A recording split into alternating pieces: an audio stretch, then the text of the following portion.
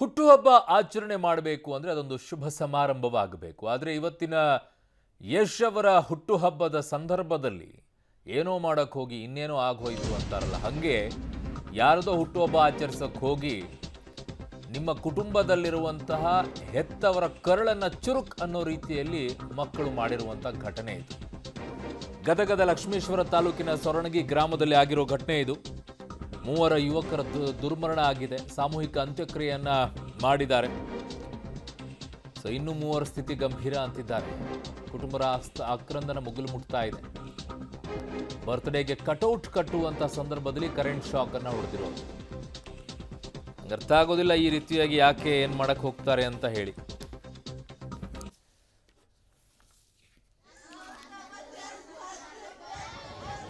ಒಂದು ಕಡೆಗೆ ಮನೆಯಲ್ಲಿರುವಂಥ ಹೆತ್ತವರು ಕಷ್ಟಪಟ್ಟು ಮಕ್ಕಳನ್ನು ಬೆಳೆಸಿದರೆ ಮಕ್ಕಳು ಹೋಗ್ಬಿಟ್ಟು ಇನ್ಯಾರ್ದು ಅಭಿಮಾನಿ ನಾನು ಅಂತೇಳಿ ಅವ್ರು ಕಟೌಟ್ ಎಲ್ಲ ಕಟ್ಟಕ್ಕೆ ಹೋಗ್ಬಿಟ್ಟು ಈ ರೀತಿಯಾಗಿ ಬೆಳೆದು ನಿಂತಂಥ ಮಕ್ಕಳು ಸಾವನ್ನಪ್ಪಿದ್ರೆ ಹೆಂಗ್ರಿ ಆಗುತ್ತೆ ಹೆತ್ತವರಿಗೆ.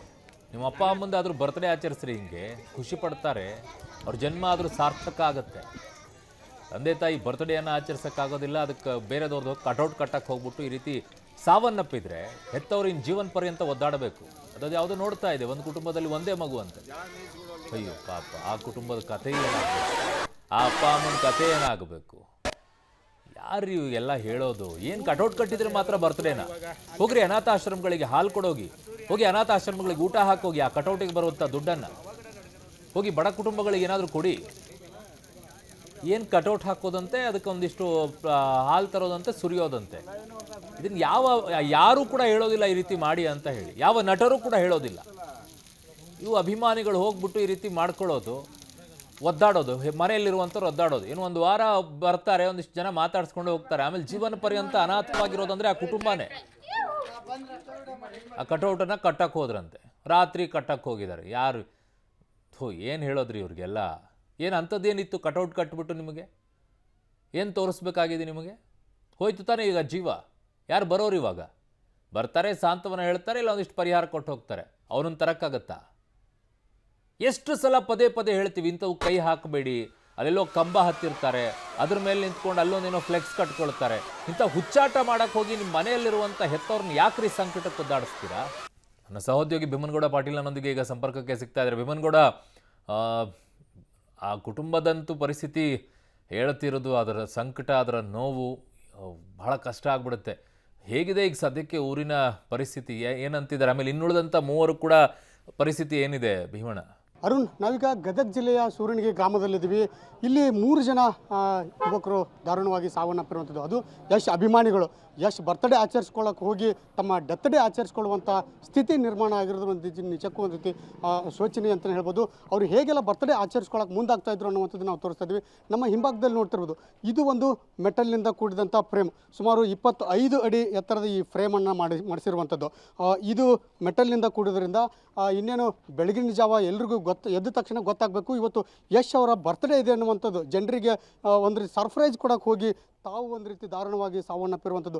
ಈ ಸುಮಾರು 25 ಅಡಿ ಎತ್ತರದ ಈ ಕಟೌಟನ್ನು ತಯಾರು ಮಾಡಿ ಅದನ್ನು ಇಲ್ಲಿ ಹೋಲ್ ಇಕ್ಕಿದ್ದಾರೆ. ಇಲ್ಲಿ ಈ ಹೋಲ್ ಮೂಲಕ ಇಲ್ಲಿ ನಿಂತ್ಕೊಂಡು ಅದನ್ನು ಮೇಲೆ ಎತ್ತುವಂಥದ್ದು. ಈ ಒಂದು ಮೇಲೆಗಡೆ ಎತ್ತುವಂಥ ಸಂದರ್ಭದಲ್ಲಿ ಇಲ್ಲಿ ಒಂದು ಮೇಲೆ ವೈರ್ ಇದೆ, ಕರೆಂಟ್ ವೈರ್. ಇದು ಹೈ ಟೆನ್ಷನ್ ವೈರ್ ಆಗಿರೋದ್ರಿಂದ ಅದಕ್ಕೆ ತಾಗಿದ ತಕ್ಷಣ ಸುಮಾರು 8 ರಿಂದ 10 ಜನ ಯುವಕರಿದ್ದರು. ಆ ಯುವಕರಲ್ಲಿ ಸುಮಾರು 6 ಜನ ಯುವಕರಿಗೆ ಇದಾಗಿರುವಂಥ, ಅದರಲ್ಲಿ 3 ಜನ ಯುವಕರು ಮೃತಪಟ್ಟಿದ್ದಾರೆ. ಇನ್ನು 3 ಜನ ಯುವಕರು ಗಂಭೀರವಾಗಿ ಗಾಯವಾಗಿರುವಂಥದ್ದು. ಆ 3 ಜನ ಗಾಯಾಳು ಯುವಕರು ಈಗ ಸಾವು ಬದುಕಿನ ಮಧ್ಯೆ ಹೋರಾಡ್ತಿರುವಂಥದ್ದು. ಅವರು ಚಿಕಿತ್ಸೆಗಾಗಿ, ಈಗ ಹೆಚ್ಚಿನ ಚಿಕಿತ್ಸೆಗಾಗಿ ಗದಗ ಜಿಲ್ಲಾಸ್ಪತ್ರೆಗೆ ದಾಖಲು ಮಾಡಲಾಗಿದೆ. ಅವರಿಗೆ ಚಿಕಿತ್ಸೆಯನ್ನು ಕೊಡಲಾಗ್ತದೆ. ಈ ಗ್ರಾಮದಲ್ಲಿ ಒಂದು ರೀತಿ ಶೋಕ ಸಾಗರದಲ್ಲಿ ಮುಳುಗಿದೆ ಅಂತಲೇ ಹೇಳ್ಬೋದು. ಹಾಗಾಗಿ ಇವು ಗ್ರಾಮದಲ್ಲಿ, ಯಾಕಂದರೆ 3 ಜನ ಯುವಕರೇನಿದ್ದಾರೆ, ಆ ಯುವಕರು ಈ ಕುಟುಂಬಕ್ಕೆ ಆಧಾರ ಸ್ತಂಭವಾಗಿದ್ದರು. ಅದರಲ್ಲಿ ಒಬ್ಬ ಮುರಳಿ ಅನ್ನುವಂಥ ಓರ್ವ ಯುವಕ ಒಬ್ಬನೇ ಮಗ ಆಗಿದ್ದ. ಆ ಮಗನನ್ನು ಕಳೆದುಕೊಂಡ ಕುಟುಂಬ ಒಂದು ರೀತಿ ನೆಲ ಕಚ್ಚಿರುವಂತಾಗಿದೆ. ಈಗ ಯಶ್ ಅಭಿಮಾನಿಗಳು ನಮ್ಮ ಜೊತೆಗೆ ಜೊತೆಗೆ ಯಶ್ ಅಭಿಮಾನಿ ಬಳಗದ ಅಧ್ಯಕ್ಷರು ಈಗ ಕುಟುಂಬಕ್ಕೆ ಸಾಂತ್ವನ ಹೇಳಕ್ಕೆ ಬಂದಿದ್ದಾರೆ. ಅವ್ರನ್ನೂ ಕೂಡ ನಾವು ಮಾತಾಡಿಸುವಂಥ ಪ್ರಯತ್ನ ಮಾಡ್ತೀವಿ. ಸರ್, ಇವತ್ತು ಯಶ್ ಬರ್ತ್ಡೇಗೆ ಅವರ ಅಭಿಮಾನಿಯಾಗಿ ಇವತ್ತು 3 ಜನ ದಾರುಣವಾಗಿ ಸಾವಿರಂತ. ನೀವು ಕೂಡ ಯಶ್ ಅಭಿಮಾನಿ ಬಳಗದ ಅಧ್ಯಕ್ಷರು, ಏನು ಹೇಳ್ತೀರಿ ಸರ್ ಈ ಒಂದು ಘಟನೆಗೆ ಸಂಬಂಧಪಟ್ಟಂಗೆ? ಸರ್, ಇವತ್ತು ನಮ್ಮ ಗದಗ ಜಿಲ್ಲೆ ಲಕ್ಷ್ಮೇಶ್ವರ ತಾಲೂಕು ಸೂರಣಗಿ ಒಳಗೆ ಒಂದು ಇಂಥ ದುರ್ಘಟನೆ ಆಗೈತಿ. ಭಾಳ ಮನಸ್ಸಿಗೆ ನೋವು ಉಂಟು ಮಾಡೈತಿ. ಬೆಳಿಗ್ಗೆ ನಿಮ್ಮ ಮಾಧ್ಯಮದ ಮೂಲಕನ ನನಗಿದು ಸುದ್ದಿ ತಿಳಿದ ತಕ್ಷಣ ನಮ್ಮ ಆತ್ಮೀಯ ಸ್ನೇಹಿತರನ್ನು ನಾನು ಕರ್ಕೊಂಡು ಬಂದೆ. ಆಗಬಾರ್ದಿತ್ತು ಇಂಥ ಘಟನೆ. ಅಭಿಮಾನ ಒಂದು ಕಡೆ ಆದರೆ ನಾವು ಎಚ್ಚರಿಕೆಯಿಂದ ನಾವು ಏನೋ ಫ್ಲೆಕ್ಸ್ ಹಾಕಲಿ ಏನೋ ಹಾಕಲಿ ಒಂದು ಎಚ್ಚರಿಕೆಯಿಂದ ನಾವು ಕೆಲಸ ಮಾಡುವಂಥದ್ದು ಭಾಳ ಅವಶ್ಯಕತೆ ಐತಿ. ಒಂದು ಸಣ್ಣ ಗ್ರಾಮದೊಳಗೆ 3 ಜನ ಯುವಕರು ಮೃತಪಟ್ಟಿರೋದು ಅಲ್ಲದೆ ಮತ್ತು 3 ಜನ ಸೀರಿಯಸ್ ಆಗಿರೋದು ಇದನ್ನು ನೋಡಿ ನಮಗೆ ಭಾಳ ಅಂದ್ರೆ ಭಾಳ ಬೇಜಾರಾಗೈತಿ. ಆದ ಕಾರಣ ಇವತ್ತು ಎಲ್ಲ ಕೆಲಸನ ಬಿಟ್ಟು ನಾವು ಇವತ್ತಿಲ್ಲಿ ಈ ಕುಟುಂಬದ ಒಂದು ದುಃಖದೊಳಗೆ ಪಾಲ್ಗೊಳ್ಳೋಣ ಅಂತೇಳಿ ನಾವು ನಮ್ಮ ಸ್ನೇಹಿತರೆಲ್ಲ ಇವತ್ತು ಕೂಡಿ ಬಂದೆವು ಸರ್. ಸರ್, ಈಗ ಇಲ್ಲಿ ಸ್ಥಳೀಯರು ಮತ್ತು ಕುಟುಂಬಸ್ಥರ ಒಂದು ಆಗ್ರಹ ಏನಂದರೆ ಯಶ್ ಅವರಿಗೋಸ್ಕರ, ಯಶ್ ಅಭಿಮಾನಿಗಳಾಗಿದ್ದಾರೆ, ಅಪ್ಪಟ ಅಭಿಮಾನಿಗಳು ಯಶ್ಗೋಸ್ಕರ ತಮ್ಮ ಪ್ರಾಣ ಕಳ್ಕೊಂಡಿದ್ದಾರೆ. ಹಾಗಾಗಿ ಯಶ್ ಅವರು ಗ್ರಾಮಕ್ಕೆ ಬರಬೇಕು, ಕುಟುಂಬಕ್ಕೆ ಸಾಂತ್ವನ ಹೇಳಬೇಕು ಅನ್ನುವಂಥದ್ದು ನೀವೇನಾದರೂ ಈ ಬಗ್ಗೆ ಯಶ್ ಅವ್ರ ಗಮನಕ್ಕೆ ತಂದಿದ್ದಾರೆ ಹೇಗೆ ಸರ್? ಹೌದು ಸರ್, ನಾನು ಇದೊಂದು ನಿಮ್ಮ ಮಾಧ್ಯಮದ ಮೂಲಕ ತಿಳಿದ ತಕ್ಷಣ ನಾನು ನಮ್ಮ ರಾಷ್ಟ್ರೀಯ ಅಧ್ಯಕ್ಷರು ಮತ್ತು ರಾಜ್ಯಾಧ್ಯಕ್ಷರಿಗೆ ಇದು ಮಾಹಿತಿಯನ್ನು ತಿಳಿಸಿದ್ದೀನಿ. ಅವರು ಕೂಡ ಆಲ್ರೆಡಿ ಈಗ ನಮ್ಮ ಯಶ್ ಅಣ್ಣವ್ರಿಗೆ ಇದನ್ನು ವಿಷಯನ ತಿಳಿಸ್ಯಾರ. ಅವರು ಏನು ಒಂದು ನಿರ್ಣಯ ತೊಗೊಂತಾರೆ ಅದನ್ನು ಕಾದು ನೋಡ್ಬೇಕು ಸರ್. ಇದು ಯಶ್ ಅಭಿಮಾನಿ ಬಳಗದ ಜಿಲ್ಲಾಧ್ಯಕ್ಷ ಹೇಳುವಂಥ ಮಾತು. ತುಂಬಾ ನೋವಾಗ್ತದೆ. ಅಭಿಮಾನ ಇರಬೇಕು, ಆದರೆ ಅತಿರೇಕದ ಅಭಿಮಾನ ಇರಬಾರ್ದು ಅನ್ನುವಂಥದ್ದು ಇದನ್ನು ನೋಡಿದಾಗಲೇ ಗೊತ್ತಾಗುತ್ತೆ. ಆದರೆ ಈ 3 ಯುವಕರು ಏನು ದಾರುಣವಾಗಿ ಸಾವನ್ನಪ್ಪಿದ್ದಾರೆ, ಈ ಒಂದು ಘಟನೆ ನೋಡ್ತಾ ಇದ್ದರೆ ಇಡೀ ಈ ಸೂರ್ಯನಿಗೆ ಗ್ರಾಮ ಅಲ್ಲ, ಈ ಸೂರ್ಯನಿ ಗ್ರಾಮದ ಸುತ್ತಮುತ್ತಲಿನ ಜನರು ಕೂಡ ಒಂದು ರೀತಿ ಆತಂಕಕ್ಕೊಳಗಿರುವುದು. ಯಾಕಂತಂದರೆ ಯಾರದೋ ಬರ್ತ್ಡೇ ಆಚರಿಸ್ಕೊಳ್ಳೋಕೆ ಹೋಗಿ ತಮ್ಮ ಪ್ರಾಣವನ್ನೇ ಕಳ್ಕೊಂಡಿರೋದು ನಿಜಕ್ಕೂ ಒಂದು ರೀತಿ ಶೋಚನೀಯ ಸಂಗತಿ ಅಂತಲೇ ಹೇಳ್ಬೋದು. ನಾವೀಗ ಏನು ಮೃತಪಟ್ಟಂಥ ಮೃತರಿದ್ದಾರೆ ಅವರ ಮನೆಗೂ ಕೂಡ ಹೋಗುವಂಥ ಪ್ರಯತ್ನ ಮಾಡ್ತೀವಿ. ಅವ್ರ ಮನೆ ಕೂಡ ಇಲ್ಲೇ ಇದೆ.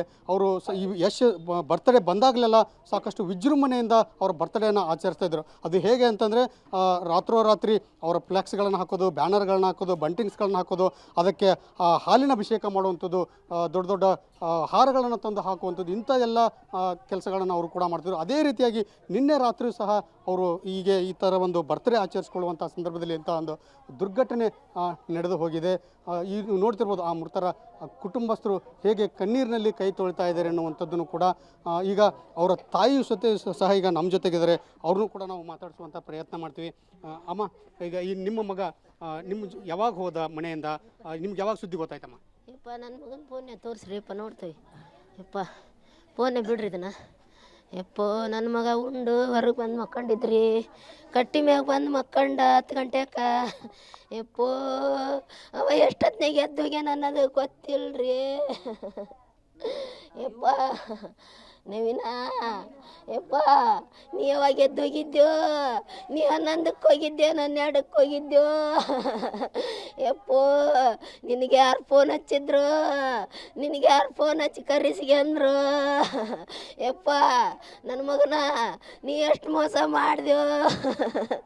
ಯಪ್ಪ, ನೀ ಉಂಡು ಬಂದು ಮಕ್ಕಂದಿದ್ಯಲ್ಲ, ನಿನ್ನ ತಲೆ ಕಟ್ಟ ಕರ್ಬಿತಾವಲ್ಲಿ ಕೊಟ್ಟು ನಾವು ಹೋಗೊಳಗೆ ಮಕ್ಕಂದ್ನೋ.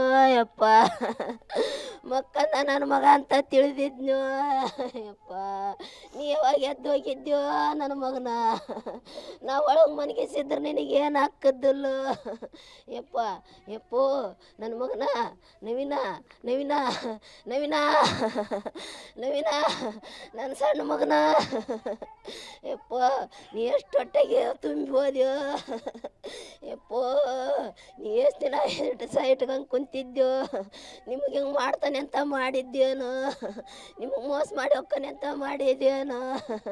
ಯಪ್ಪೋ, ಪ್ರತಿ ವರ್ಷ ಯಶ್ ಅವ್ರ ಬರ್ತ್ಡೇ ಇದ್ದಾಗ ನಿಮ್ಮ ಮಗ ನವೀನ ಸೆಲೆಬ್ರೇಷನ್ ಮಾಡ್ತಿದ್ದ. ಇವತ್ತು ಕೂಡ ಸೆಲೆಬ್ರೇಷನ್ಗೆ ಮುಂದಾಗಿದ್ದ, ಅವ್ರ ಬರ್ತ್ಡೇ ಆಚರಿಸ್ಕ.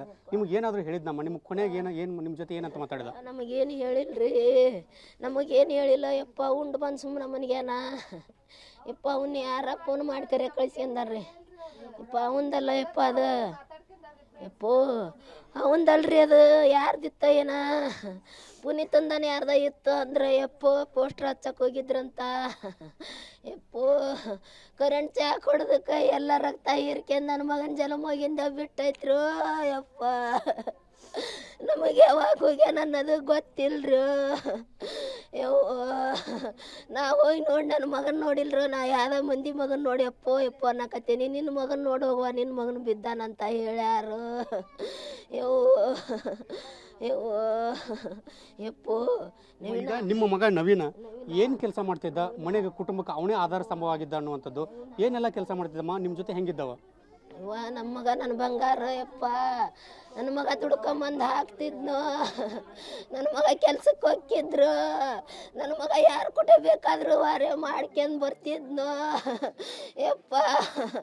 ನನ್ನ ಮಗ ಕೆಲ್ಸಕ್ಕೆ ಹೋಗಿದ್ನು, ನನ್ನ ಮಗ ದುಡ್ದು ಹಾಕ್ತಿದ್ನು ಯಪ್ಪೋ.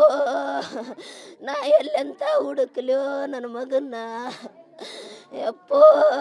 ನನ್ನ ಮಗ ಯಾರ ಜೊತೆಗೆ ಆದರೂ ದುಡಿತಿದ್ನು, ನನ್ನ ಮಗ 10ನೇ ಮಠ ಸಾಲಿ ಬಿಟ್ಟಿದ್ನು ಯಪ್ಪೋ. ಸಾಲಿ ಬಿಟ್ಟು ಕೆಲಸಕ್ಕೆ ಹೊಂಟಿದ್ರು ಯಪ್ಪ. ನಮ್ಮ ದುಡ್ಕೊಂಬಂದು ಹಾಕ್ತಿದ್ನು, ಎಲ್ಲರ ಜೀವನ ನೋಡ್ತಿದ್ನು ಯವ್ವ ಯಪ್ಪೋ.